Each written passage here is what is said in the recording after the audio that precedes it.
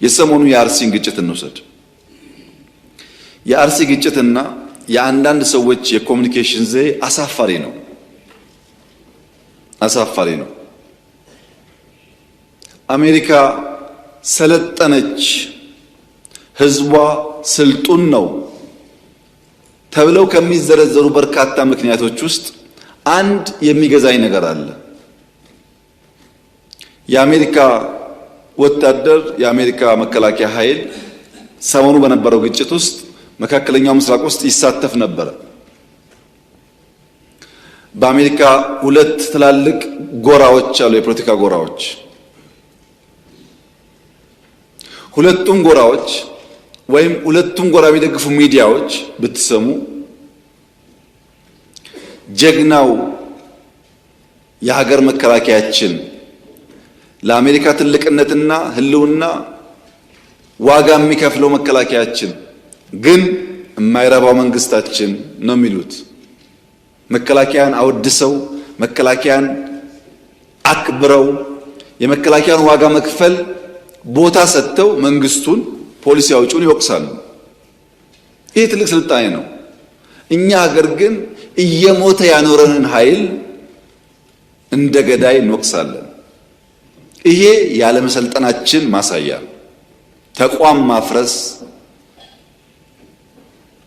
ዋጋ እየከፈሉ ሀገር የሚያጸኑ ሰዎች አለማክበር ያለውን ጣጣ ካለመገንዘብ የሚመጣ ችግር ነው። አርሲ ውስጥ የነበረው ችግር ምርጫውን ለማደናቀፍ ከፍተኛ ዝግጅት ተደርጎ ነበር። እዚህ አዲስ አበባ የሃይማኖት ተቋማት ውስጥ ሳይቀር ቦምቦችና ክላሾች ስንይዝ ነበር። በየቦታው አዲስ አበባ ቦምብ ይጣላል፣ ባህር ዳር ቦምብ ይጣላል፣ ጎንደር ቦምብ ይጣላል ተብሎ ሰፊ እንቅስቃሴ ነበር። ታስታውሱ ከሆነ ጎንደር ተማሪዎች ላይ ቴሌቪዥን እያዩ ቦምብ ፈንድቶ ሰው ገሏል። ተማሪዎች ፖለቲከኛ አይደሉም። ምናልባት የዚህ መንግስት ተቃዋሚ ሊሆኑ ይችላሉ። በሐሳባቸው ማንነታቸው ሳይለይ ዝም ብሎ ቦምብ ጥሎ ሰው መግደል ምን አይነት ፖለቲካና እውቀት እንደሆነ አይገባኝም። ልክ እንደዚሁ የምርጫ ጣቢያዎች ላይ ከፍተኛ ጥንቃቄ ስለነበረ ያቃታቸው ኃይሎች ህዝቡን ሊያጠቁ ወደ አንድ መንደር ሄዱ። አርሲ ውስጥ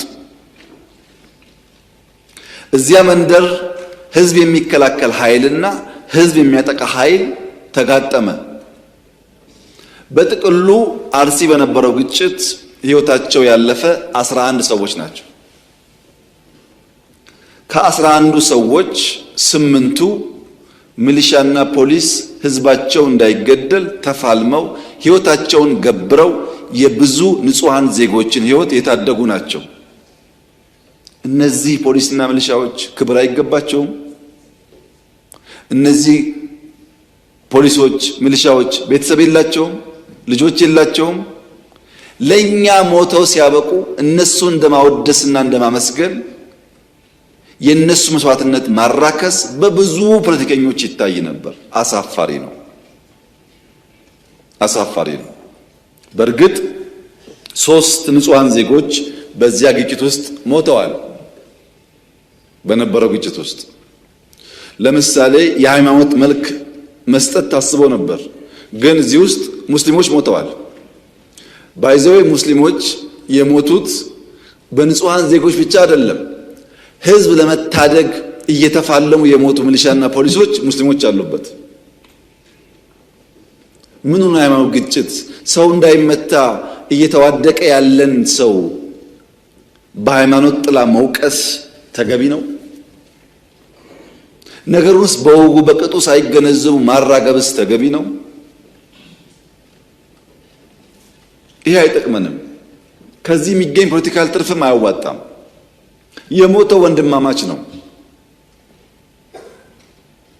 ከዚህኛውም ከዚያኛውም እምነት ሊሆን ይችላል። ግን ውጊያው የእምነት ሳይሆን ሽፍቶች ሰው ገለው ሰው አፈናቅለው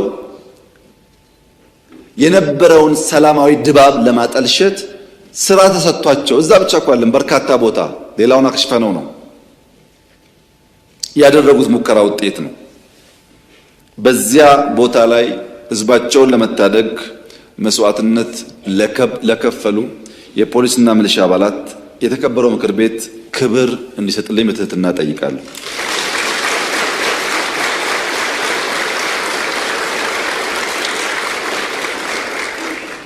ጀግኖችን በዚያ መንገድ ማስታወስና ማወደስ የሁላችን ባህል ካልሆነ ሰላማዊት ኢትዮጵያን ማየት አንችልም።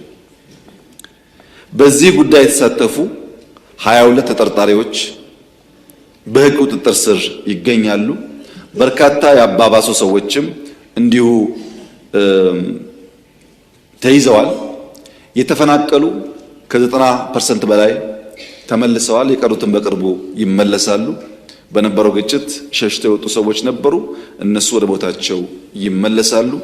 በዚሁ አጋጣሚ ማስጠንቀቅም አደራማት የምፈልገው አዲስ አበባ ተቀምጣችሁ ጫት እየቃማችሁ በሌላችሁበት ቦታ በሶሻል ሚዲያ የምታራግቡ ሰዎች ጥንቃቄ አድርጉ። እዚህ ሆኖ ባላጣራ ጉዳይ የሚያራግብ ሰውንና እዛ የሚጋጨውን ሰው ለይተን አናይም። የምታውቀውን ያየኸውን የመንግስትም ጥፋት ከሆነ ግለጥ፣ ችግር የለውም። የማታውቀውን ያልነበርክበትን ቦታ እስላም ነው፣ ክርስቲያን ነው፣ አማራ ነው፣ ኦሮሞ ነው እያልክ የግሩፕ ጨዋታ መጫወት ግን አስፈላጊ አይደለም። በጥቅሉ ስለሚጎዳን ጥንቃቄ ብታረጉ ጥሩ ነው። አጋጣሚ ሆኖ ስለተመረጠን ማለት ነው።